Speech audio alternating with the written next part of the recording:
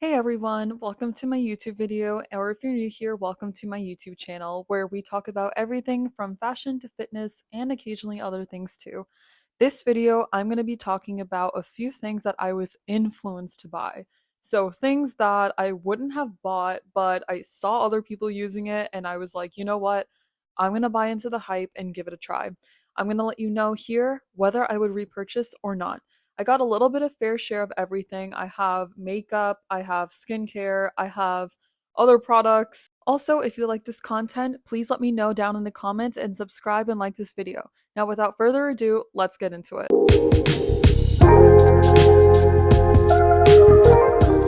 Okay, you guys, first on my list is the Rhode Peptide Lip Treatment. This is the untinted type, so this is just clear. I have the scents in cinnamon or caramel, caramel and strawberry glaze. These are two different formulas, I think. The caramel one is like the first, like one of the first batches she had, and then the strawberry glaze came out a little bit later. I know so many companies have products like this, but the Rhode one is really up there with the hype, so I decided to try it, and I actually really like these. I do think the newer formula does have a little grittiness to it, but I think the scent is amazing and I do think it's super long lasting. Granted, if you're not like eating or drinking, but if you put this on and you're just, going about your day, they stay on and I feel like they nourish the lips so much. Do I think that it's the whole peptide lip treatment, gimmick that they're going for? I don't think these peptides are really doing anything to the lips. I just think that that's something that they say. But as a lip balm, it's great. I think it's definitely worth the hype, and I'm definitely going to repurchase once I run out of these two. I told myself I'm not going to get any more until I'm done using these two. Next up, also from Rhode Skincare, is their peptide glazing. Oh, not peptide, just glazing milk serum facial essence. I don't even know. It's their glazing milk ceramide facial essence. This is like a milky liquid, but it stays in your palm, so it's not gonna like just drip down your hand. I really think this feels really good on the skin, but do I think that it's actually doing anything? I don't think so. Like putting this on in the morning feels nice because it just, it's like putting milk on your face. It feels nice, but I really don't think it's what the hype is meant to be. So I kind of give this away. I would not repurchase this. I think there's so many different other, facial essences or I guess toners that will actually make my face feel like it's refreshed. This is supposed to be like something super glowy for your skin before your makeup or like a great base, but I'm not really getting that sense from here. So I wouldn't repurchase. Next, I have an Asian sunscreen. Now, this one in particular is super viral everywhere, and it's supposed to be super nourishing as well. It's supposed to kind of be like a moisturizer and a sunscreen. I actually got this from Koreatown in New York, and it is super popular. I got this for $16. I'm not sure if this is what is marketed everywhere. I think everyone has like different prices wherever they got it from, but I am super pleased with this sunscreen. It spreads so nicely and easily, and I feel like it just covers my skin so seamlessly and leaves a beautiful glow without looking too greasy at all. I think any Asian sunscreen is a true game changer for me, but this one is the latest one that I've tried and I love it. Next up, I have some makeup products. This is the Tower 28 concealer in the shade NoHo. Oh, that's so funny. Love New York. Um, this concealer I've heard so many people rave about, especially with just how like beautiful it blends in, like just so seamlessly. You can just blend it right in and it spreads so nicely. It really does. I would say it's about light to medium coverage, but I think it is pretty buildable. You will get some creasing with this. I don't think it's that bad. I don't think it's creased super bad, but as long as you put powder on, you're fine. But seriously, this is the best concealer. I like it better than my NARS. I've heard the Hourglass one is pretty great too, actually, but I decided to try this one instead, and I'm happy I went with this one. So I will definitely repurchase if I ever run out of this. Honestly, I don't wear makeup like a lot just because it just takes a long time. But when I do, I'm so excited to use this. Even for blending, like for your under eyes or blemishes, it just blends so nicely. It's amazing. So next one is a super popular one. This is the e.l.f. Halo Glow Liquid Filter. e.l.f. is killing it with these dupes out here. Um, this one is just, I'm sure so many people have talked about it. This is in the shade 2 Fair Light. I think this is so much better, in my opinion, than the Charlotte Tilbury Air Flawless Filter. Flawless Filter. Oh my god. Airbrush. You know what I'm talking about. I had that and I don't think I used it nearly as much as I did using this. I think it's because that one is more meant for like under your makeup to have that glow underneath. Whereas this one, I honestly just use this as my foundation. It is so like it has so much more coverage than the other product. And I feel like this is totally enough for me to have that light coverage that I'm looking for a super natural, glowy finish.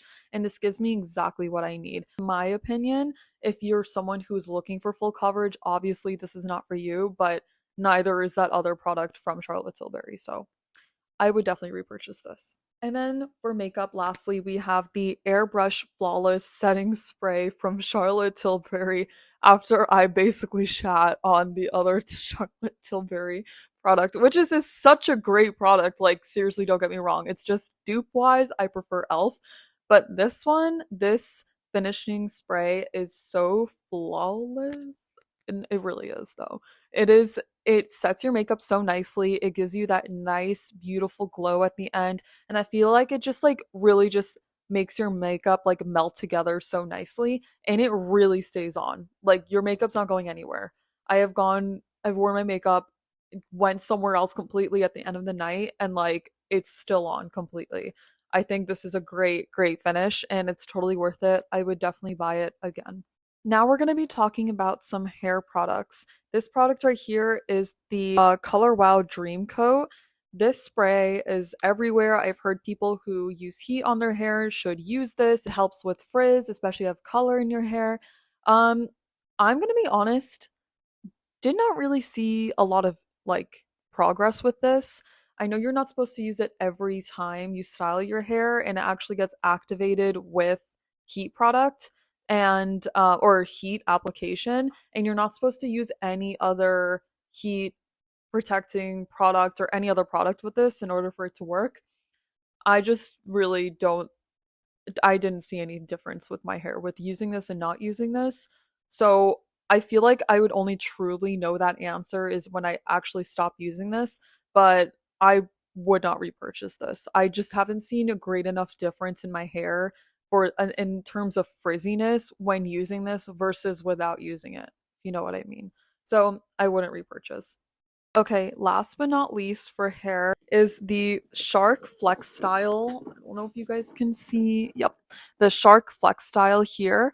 I got the one where on the website they had a deal where you can get like three attachments and then you get to choose two more of your liking. So I got the smaller round brush attachment. I got the oval attachment. I have the flat flat iron attachment, or the paddle brush attachment. I got the frizz flyaway attachment. I got two of the like 1.25 inches roller attachments, and then I have the concentrator attachment. Overall, when using this, I really found that my hair isn't being overly heated like it was with direct heat with the other products. But with that, meaning that I did definitely get some flyaways when I first used this. I would have to go in with the frizz control attachment and kind of go over those flyaways, which technically is an added step for me because I normally just take a round brush like from Revlon and use that and it's done, good. Don't need to fix anything else. But I just feel like it's really bad for my hair. I mean, technically any heat is not good for your hair, but with all that being said, do I think that all of this was worth the money? I definitely think it is, especially when I got this for Christmas too. So I did get it on a discounted price. I still bought it with my own money, but I didn't get it for the full like $350 it would have been. And I definitely think it's worth it for all the attachments you're gonna get. Just you should use all of the attachments that you're gonna have. Otherwise, it's not worth it. If you're just gonna use two parts of this, I don't think it's worth it. But if you're really like gonna use like the small one, the big one, the paddle brush, the curler attachments, then 100% I think it is. Instead of having to buy like three different heat styling tools, just have all in one in here. I think it would add up to that price anyways. So would I repurchase this given the chance that if something happens and I need to repurchase? I think I would definitely. I think it's super worth your money if you're going to use every attachment that you have. Next is kind of like a miscellaneous item. I have the Nike Metcon 4s. These Nike Metcons are my training shoe of choice. I literally wear them to every gym session I have when it comes to hit training, resistance style, sprints, lifting. I think that these have such an amazing grip onto the ground that like whatever you're doing, if you need to move at a fast pace or if you're like staying still, I think these are the perfect shoe. I would not recommend anything else. There's a reason why every single fitness influencer out there literally has this shoe. There is a reason. They also come in different colors. So I know Whitney Simmons actually has like a white and pink pair. I think that is so cute. I think it's totally worth the money, and I would definitely repurchase again if I had to do that. That concludes this video. Thank you so much for watching. I hope you enjoyed everything that I was influenced to buy. There were some things that I wouldn't have gotten. There's some things that I would definitely repurchase. I think most of them I would repurchase, so I'm not too upset about that. But if you guys have any comments, let me know. If you like this video, please subscribe and give this a like. And I hope you guys have a great day. Also, Happy New Year's. Bye.